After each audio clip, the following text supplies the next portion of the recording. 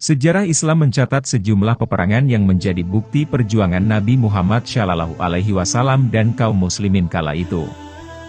Salah satu peristiwa penting yang terjadi di masa Rasulullah SAW yang terjadi pada bulan Syawal adalah Perang Uhud.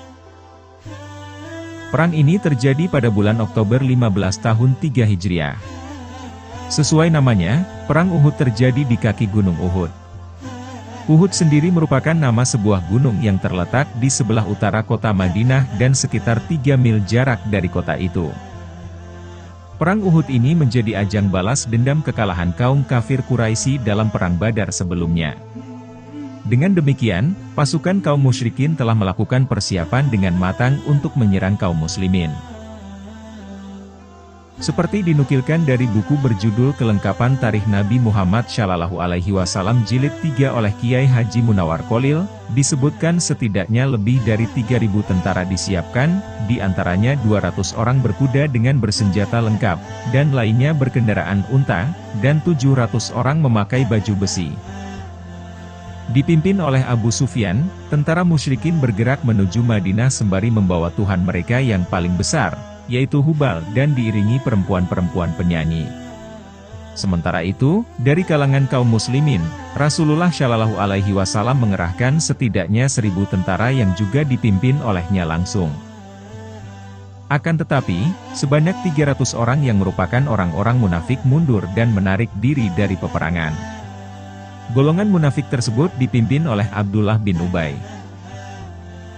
Dengan semangat ke medan perang, Nabi Muhammad SAW dan pasukan kaum muslimin berangkat menuju Uhud pada waktu pagi, Sabtu tanggal 11 Syawal tahun ketiga Hijriah, dan kemudian pada petang hari itu juga mereka telah kembali ke Madinah.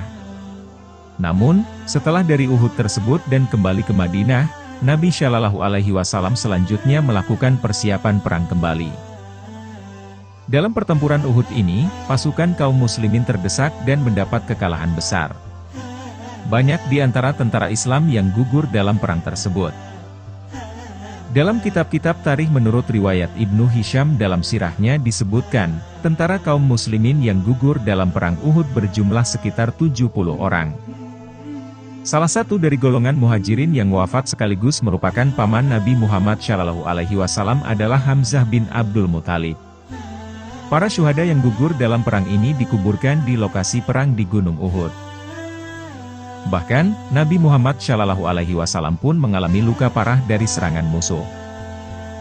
Utbah bin Abi Waqqas melemparkan potongan besi dan mengenai muka Nabi hingga wajah beliau terluka, dan salah satu gigi depan beliau patah. Pipi Nabi SAW juga terkena lemparan 2 potong besi yang berasal dari kaitan baju rantai oleh Abu Kam'ah. Kuatnya lemparan itu membuat besi masuk dan menembus ke bagian dalam pipi beliau.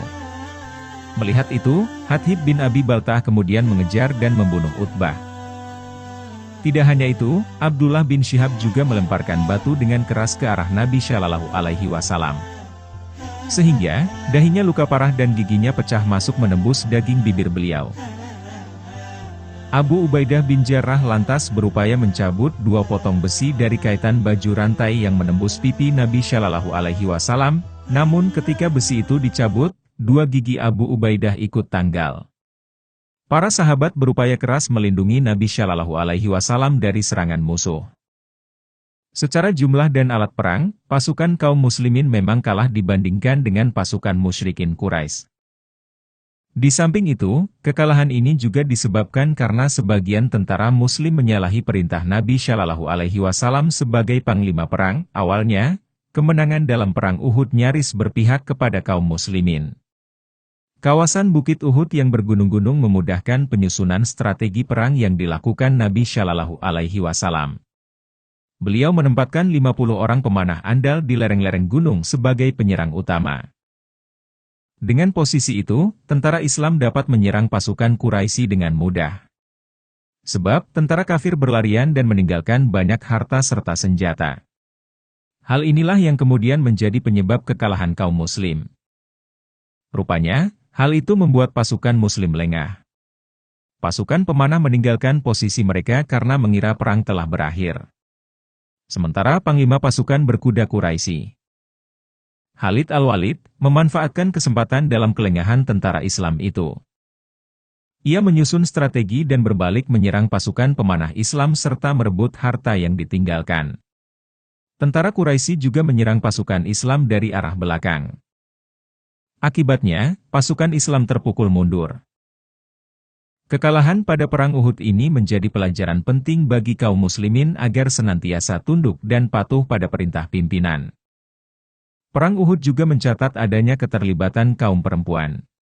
Disebutkan, perempuan dari tentara kaum muslimin ikut berperang dan membantu dalam mengambilkan air minum, menyediakan makanan, serta membuat obat-obatan bagi yang terluka.